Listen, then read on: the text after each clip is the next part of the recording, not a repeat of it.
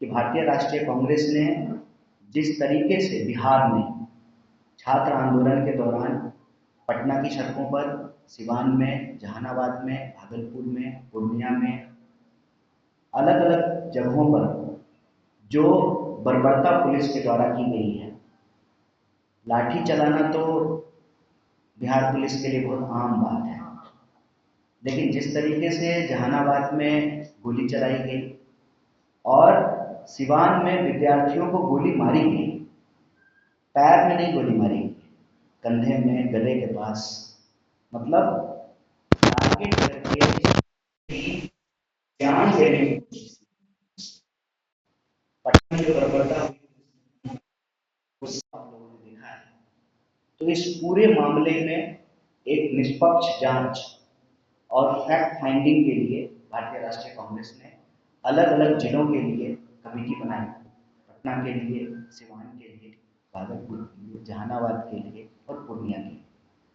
यह जो fact finding team की इनिशियल फाइंडिंग्स हैं, प्रारंभिक फाइंडिंग्स जो हैं, उसके संबंध में यह प्रेस वार्ता बुलाई गई है।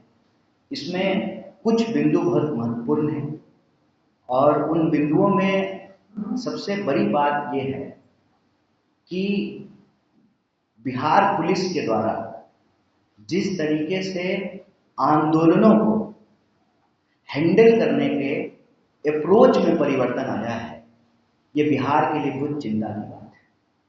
मैं अप्रोच की बात इसलिए कह रहा हूं कि अचानक से ऐसा महसूस हो रहा है और तथ्य ऐसा कहते हैं कि बिहार पुलिस अब आंदोलनों को जिस तरीके से नियंत्रित करने का तरीका अपना रही है, उसके नजरिए में बड़ा फर्क आया है। और कहीं ना कहीं इस देश के अंदर एक पुलिसिया तंत्र, पुलिस स्टेट या लाठी तंत्र, लोकतंत्र को लाठी तंत्र बनाने की, गोली तंत्र बनाने की एक आपाधापी दिखाई देती है। हो सकता है कि जो सम्राट हैं, नाम सम्राट है, महसूस भी करने लगे हों वो कि सम्राट हैं और देश में अब राजतंत्र है, बिहार में राजतंत्र है और वो चुने हुए मुख्यमंत्री नहीं है और एक फैशन हो गया है दिल्ली से लेकर के विभिन्न राज्यों में, चाहे आप उत्तर प्रदेश की बात करें, असम की बात करें, तो एक होड़ है, सबके मन में बुलडोजर का राजा होने का एक सपना है। सबके ही मन में, चाहे वो पुलिस के अफसर हों, पुलिस के पदाधिकारी हों, एनकाउंटर स्पेशलिस्ट होने का, गोली चलाने का, और ये भूल रहे हैं कि ये बिहार है। बिहार की धरती लोकतंत्र की जननी है, लॉलेसनेस है, लेकिन जिस तरीके से पब्लिक को डील करने का और प्रदर्शनों को डील करने के नजरिए में परिवर्तन आया है, ये बड़ी चिंता की बात है। ये जो अलग अलग जिले के 6 जिलों में जो फैक्ट फाइंडिंग है, उसके कुछ महत्वपूर्ण बिंदु हम आपके बीच में रख रहे हैं। पहला कि पुलिस का अप्रोच किसी भी प्रोटेस्ट को, डेमोक्रेटिक प्रोटेस्ट को हैंडल करने का बदला है। दूसरा, उनकी भाषा, targeting, arresting, detention, firing, lathi charge, tear gas, सब कुछ करने में जो लॉ एंड ऑर्डर है उसको मेंटेन करने की आपका उद्देश्य नहीं है।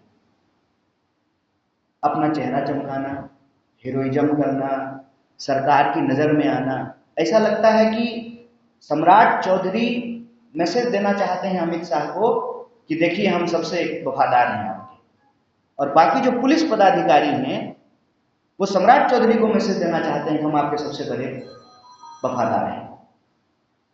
भाई, आप सब लोग को संविधान के प्रति वफादार होने की जरूरत है। जो फैक्ट फाइंडिंग आई है, कहीं भी पुलिस मैनुअल का कोई फॉलोअप नहीं किया गया है। हमको नहीं लगता है, इसलिए मैं आपसे इस प्रेस वार्ता के माध्यम से निवेदन करता हूं कि जब भी कोई पुलिस पदाधिकारी मिले तो उससे यह स्पेसिफिक सवाल पूछिए कि क्या बिहार के पुलिस पदाधिकारी पुलिस मैनुअल को पढ़ना बंद कर दिए हैं। क्यों? क्योंकि जो चीजें सामने आ रही हैं, पहला, कह रहे हैं पुलिस की भाषा भाषा है। पुलिस कह रही है कि पत्थरबाजी की गई और सामाजिक तत्व घुस गए थे। देखिए, ये अपने आप पुलिस के ऊपर सवाल है। आपका इंटेलिजेंस क्या कर रहा है? आप कहते हैं कि हम हर जगह सीसीटीवी कैमरा लगा दिए हैं, सब चाक चौबंद व्यवस्था है, किसी प्रदर्शन में असामाजिक तत्व घुस गए, ये पुलिस की भाषा है। तो ये किसका फेलियर है? क्या ये आपके इंटेलिजेंस का फेलियर नहीं है? वन। दूसरा, कह रहे हैं कि विद्यार्थियों के बीच में से प्रदर्शनकारियों ने पहले पत्थर चलाए। अव्वल रोड पे पत्थर कहां से आया?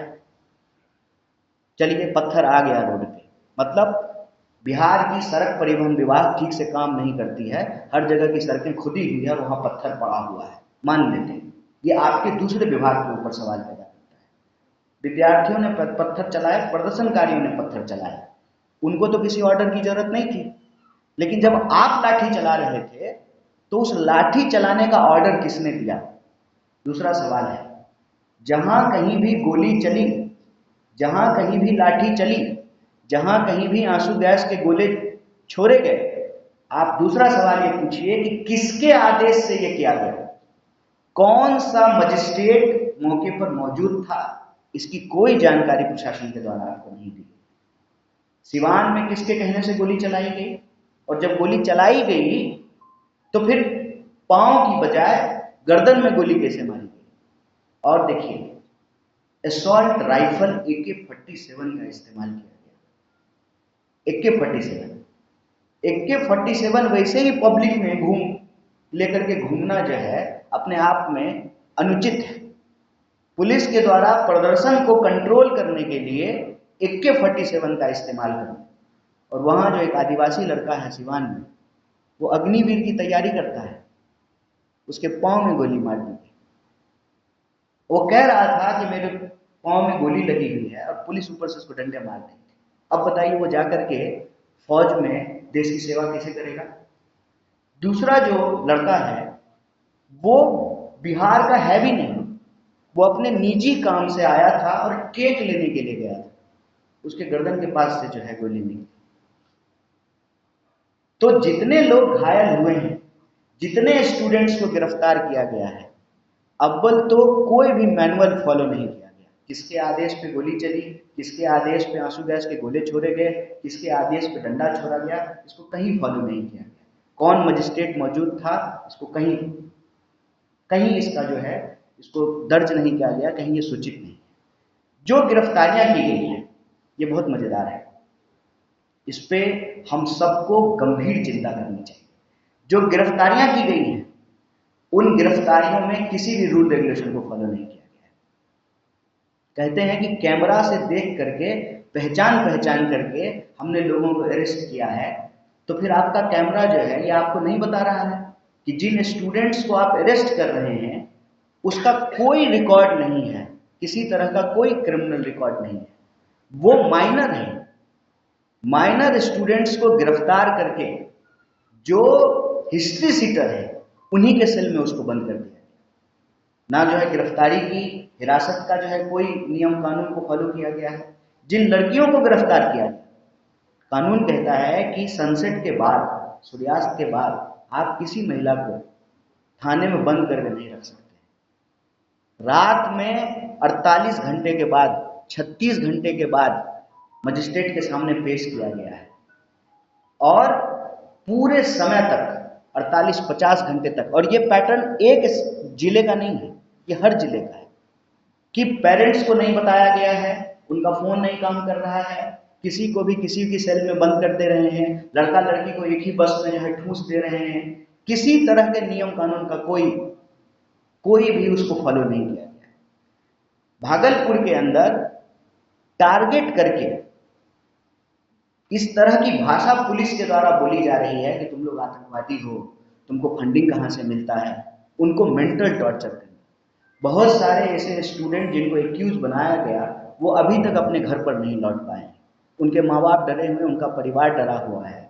आप दावा करते हैं कि हम सीसीटीवी देख करके जो है अपराधियों की पहचान करके अरेस्ट किए हैं, तो ये सारे के सारे कॉमन स्टूडेंट जिनका कोई रिकॉर्ड नहीं है किसी भी तरह के क्राइम का, जिसमें लड़के हैं, लड़कियां हैं, बच्चे हैं, माइनर हैं, उसको आपने कैसे अरेस्ट किया?